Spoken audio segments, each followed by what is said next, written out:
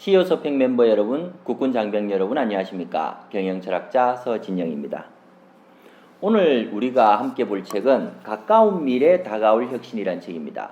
그럼 언제가 가까운 미래일까요? 5년입니다. 5년. 단 5년 만에 세상이 엄청나게 변화할 것이라고 이번 책들은 주장을 하고 있습니다. 그 내용들이 어떤지 2019년 7월호 서문을 읽으면서 하나하나 살펴보도록 하겠습니다. 조너슨 로젠버그 전 구글 제품 개발 본부장이라고 이야기합니다. 이 개발 본부장은 이렇게 말합니다. 우리는 세상의 모든 비즈니스 리더들에게 제안합니다. 그들은 항상 자문하고 있어야 합니다. 앞으로 5년 뒤 새로운 진리가 될 것들은 무엇일까요? 이 질문에 대답할 수 있어야 한다고 합니다. 먼 미래가 아니고 단 5년 만에 세상이 변한다는 그 뒤의 미래입니다. 이 질문에는 진리는 변할 것이다 라는 가정을 담고 있습니다. 5년 이내에 가까운 미래에 모든 것이 바뀝니다. 아마존과 구글이 경쟁적으로 현재는 혁신을 선도하고 있습니다. 소매라고 불리는 리테일 분야에서도 기술 혁신이 이식되어 혁명이 일어나고 있습니다. IoT 솔루션은 연결 경제를 만들어냅니다. 5년 뒤를 예측하고 준비하고 있습니까? 기하 급수 기술, 익스포넨셜 테크놀로지의 대폭발이 만들어내고 있는 가까운 미래 혁신에 대비하기 위하여 다음 4권의 책을 읽어보시기를 추천합니다. 4권 같이 한번 볼까요?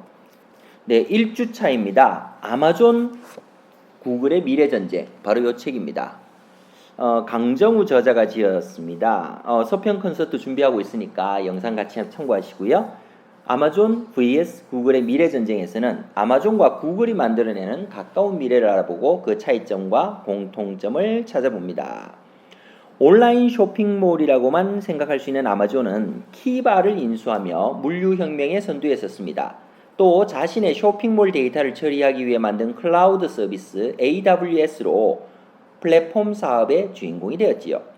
어느 순간 아마존은 인공지능 알렉사를 앞세워 집에서의 헬스케어 서비스를 제공하고 있습니다. 아마존 우주 프로그램을 하는가 싶더니 금융에 아마존 은행을 만들어내며 아마존 셀러들의 자금줄이 되고 있습니다. 정말 아마존 사업의 끝은 어디일까요? 근데 구글 역시 만만치 않습니다. 두 회사가 정말 미래를 선도하고 있는데요. 구글 컨택트 렌즈 등을 통해서 헬스케어 산업에 들어가 있는 것은 당연하고 풍선을 띄워 인터넷을 공급하는 프로젝트 룬으로 전 세계에 통신망을 공급하고 있습니다. 그러다가 자율주행차를 통해 스트리트 데이터 수집의 선봉에 서기까지 했습니다. 과연 구글 사업의 끝은 어디일까요? 아마존 사업의 끝은 어디일까요? 구글 사업의 끝은 어디일까요? 정말 확산 일변도로 나타나고 있는데 사실 무서운 것은 아마존과 구글은 이렇게 가까운 미래를 확 바꾸어 놓고 있다는 겁니다. 차이점을 굳이 찾는다면 아마존은 하향식으로 탑다운이라고 이야기합니다. 무엇인가 한 명이 설정하는 간단한 사업 설계의 원칙이 통용되는 오케스트라의 느낌이라면 구글은 왠지 상향식 바텀업의 퍼즐 짜맞추기이고 이 퍼즐은 전 세계에 펼쳐져 있는 구글의 직원과 고객 네트워크에 의해 실시간으로 채워지고 또 아웃풋이 조정되는 모자이크와 같은 느낌이지요. 상향식이 그리고 하향식이 어떤 것이 더 효율적인지는 5년 뒤에는 판별이 나겠죠. 아마존과 구글의 대결을 보는 느낌입니다. 아마존과 구글이 만들어내는 가까운 미래를 알고 싶을 때 꼭 한번 이 책 아마존, 구글의 미래전쟁을 읽어보시기 바랍니다.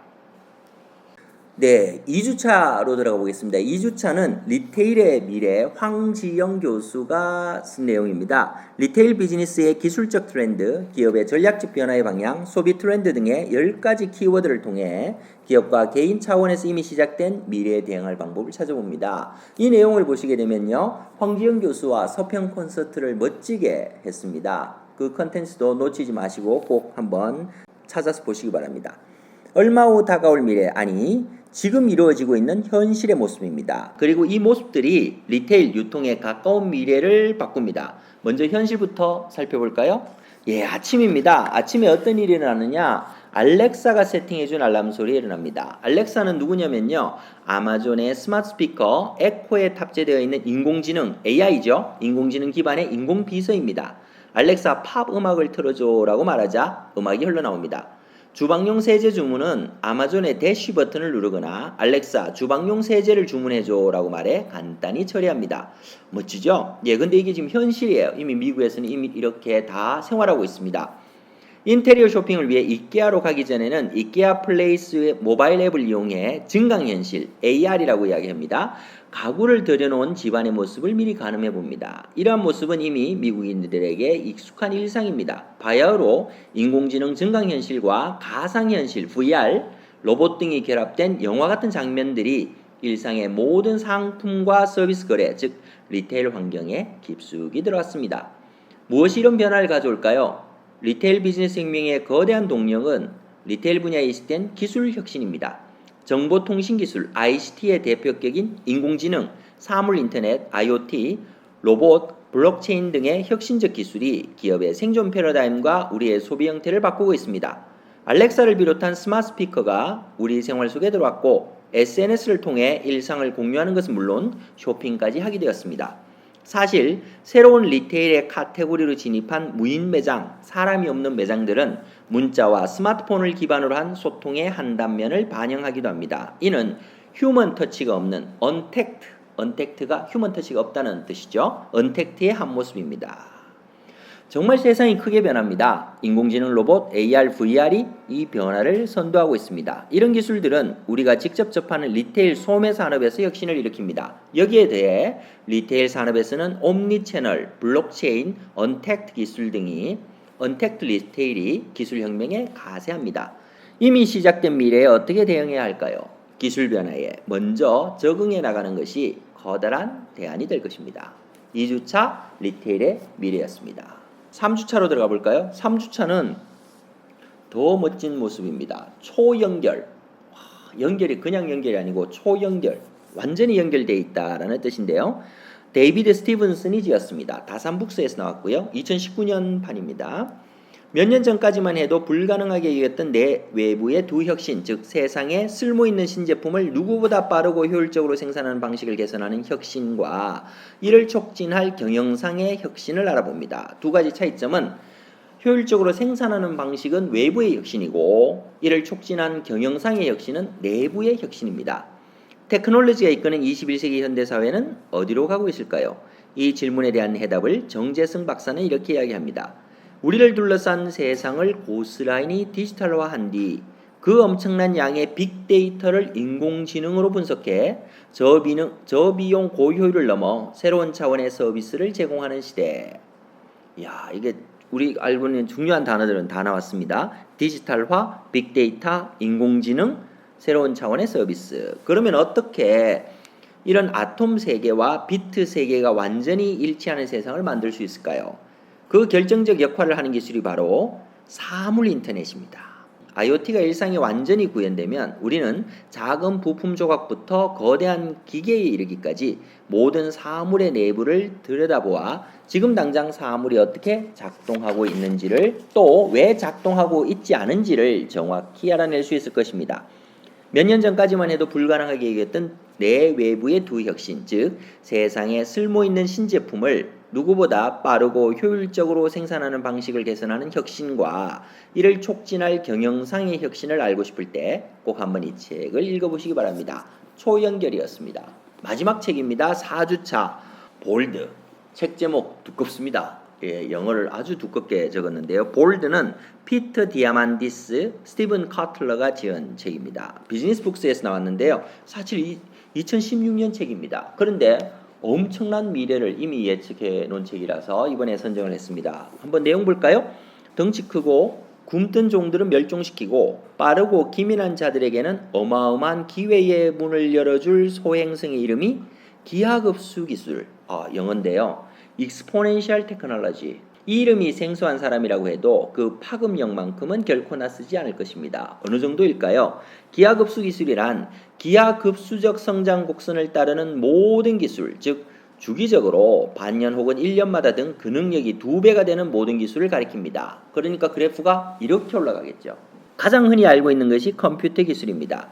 지금 외몽골에서 전화를 받고 있는 여성의 손에 들린 스마트폰은 1970년대의 슈퍼컴퓨터보다 1000배는 더 강력한 성능을 갖고 있지만 값은 100만 분의 1에 불과합니다. 현실 세계에서 볼 수 있는 기하급수적 변화란 바로 이런 것이지요. 사실 정말 어마어마한 변화들이 일어나고 있지 않습니까? 그 기술의 핵심에 IT가 있죠. 이들 기하급수 기업가들은 지금 새로운 풍요의 세상으로 가는 길을 닫고 있습니다. 그렇다면 이 같은 시대에 어떻게 해야 세상을 변화시킬 수 있을까요? 민첩하고 탄력적으로 움직이라. 그것이 바로 이 책의 요점입니다. 이 책에는 6가지의 D가 나옵니다. 디지털화, 디지털라이제이션, 잠복기, 디셉션, 파괴적 혁신, disruption, 무료화, 디모니타이제이션, 소멸화, 디머티리얼라이제이션, 대중화, 디모크라타이제이션. 더 어렵네요. 이 6개의 D가 바로 그것입니다. 기회가 커지고 이러한 기술 진보의 연쇄 반응이 기술의 대변동으로 이어지는 경로를 설명하며 그는 대담한 선택, 볼드, 이 두껍게 쓴 이유가 있네요. 대담한 선택을 하는 사람만이 성공할 수 있다고 말합니다. 대담한 선택을 하시죠. 이 책에 대해서는 조금 더 구체적으로 다음 영상에서 살펴볼 겁니다. 이번 서평의 결론입니다. 이론 생물학자 스튜어트 커프먼은 새로운 발견이 하나 이루어질 때마다 열리는 수많은 길, 간단한 아이디어 하나에 숨겨진 수많은 우주를 가리켜 인접 가능성이라는 멋진 말로 표현했습니다. 풍요가 바로 그러한 간단한 아이디어이지요. 그리고 그 시대는 도래했습니다. 사실 다음 세상은 풍요가 지배할 거라는 겁니다. 그 인접 가능성을 열어젖히고 인류가 기하급수적 가능성을 한껏 발휘할 수 있느냐는 오직 대담한 사람들에게만 달려 있습니다. 불과 5년 이내에 일어날 멋진 변화에 앞서갈 준비가 되어 있는지요. 크게 생각하고 작은 것에 집착하지 않는 전략만이 미래를 얻어낼 수 있습니다. 책장을 넘기면 5년 동안 일어날 혁신의 장이 펼쳐집니다. 책 읽고 행복하시기 바랍니다.